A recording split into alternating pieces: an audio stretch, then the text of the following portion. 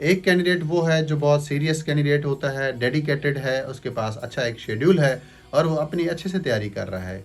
On the other hand एक candidate ऐसा भी होता है जो इस इल्यूजन में है कि उसकी तैयारी भी हो रही है। तो हम ऐसे एक कैंडिडेट की बात करते हैं जो अपना पूरा दिन 24 घंटे तो गुजार लेता है, लेकिन वो एक इल्यूजन में रहता है कि उसकी तैयारी हो रही है। उसको आइडेंटिफाई करने की कोशिश करते हैं और आपने भी देखना है कि क्या आप उस कैटेगरी में तो लाई नहीं करते। अगर ऐसा है तो आज से आप उसको ठीक कर लें।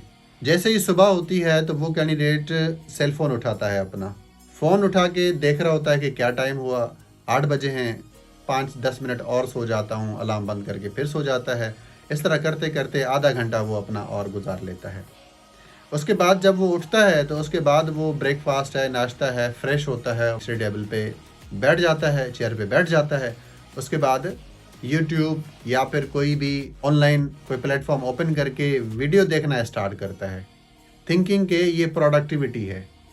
4-5 रैंडम वीडियोज़ देख लेता है वो, किसी में क्या बात थी, किसी में क्या बात थी, किसी में कॉन्टेक्स्ट था, किसी में नहीं था, किसी वीडियो ने बोर कर दिया तो उसको स्किप किया, फिर दूसरी वीडियो देख ली। ऐसा करते-करते जी उसके 11-12 बज चुके हैं। अब उसको लगता है कि मैंने आज जो काम किया 12 बजे तक प्रोडक्टिव था, अब थोड़ी-सी ब्रेक ले लेता हूँ, लंच के बाद स्टडी करना स्टार्ट करूँगा।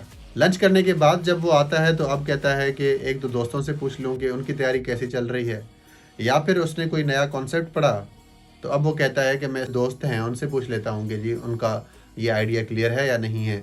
तो वो कहीं पे होटल पे बैठ के डिस्कस करते हैं, डिबेट करते हैं, एक दूसरे को कहते हैं कि हाँ जी खिलाफत मूवमेंट आपने पढ़ी कि नहीं पढ़ी। एक कहता है मैंने पढ़ ली है, तो वो सवाल पूछता है दूसरा कि जी बताओ जी, खिलाफत मूवमेंट तो एक फेलियर थी, तो उसके क्या रीजंस थे। तो एक बताता है, दूसरा कहता है नहीं नहीं नहीं, इसका तो बड़ा एक पॉजिटिव इम्पैक्ट भी था। वो बताता है कि जी लीडरशिप वैक्यूम इससे फिल हो गया।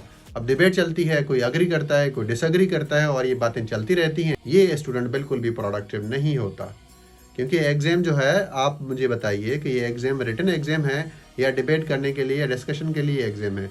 वो कैंडिडेट जो लिख पा रहा है ये वाली बातें, बेशक उसको कम आर्ग्यूमेंट्स आते हों, लेकिन वो लिख पा रहा है तो वो तो एग्ज़ाम में पास हो जाएगा, क्योंकि एग्ज़ाम में तो बैठ के लिखना है आपने, बातें तो करनी नहीं है। तो बेशक आपको 10 बातें करनी आती हैं और लिख पा रहे हैं आप कि नहीं, ये चीज़ ज़्यादा इंपॉर्टेंट है।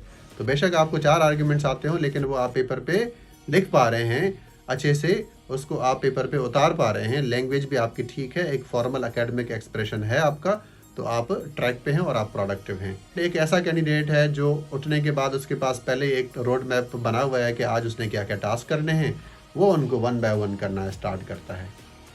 शाम होती है तो उसका शेड्यूल टाइम टेबल मुकम्मल हो चुका होता है। अब उसके बाद वो किसी से डिबेट, डिस्कशंस, आर्ग्यू नहीं करता कि भई हाँ जी बताओ क्या पढ़ा आज, क्या नहीं पढ़ा। तो वो कैंडिडेट ज़्यादा ट्रैक पे रहता है। तो मैं आपको कहूँगा कि आप अपने रिसोर्सेज़ को भी लिमिट करें और आप अननेसेसरीली खुद को इस तरह की चीज़ों में एक्सपोज़ ना करें, ताकि आप प्रोडक्टिव रह सकें।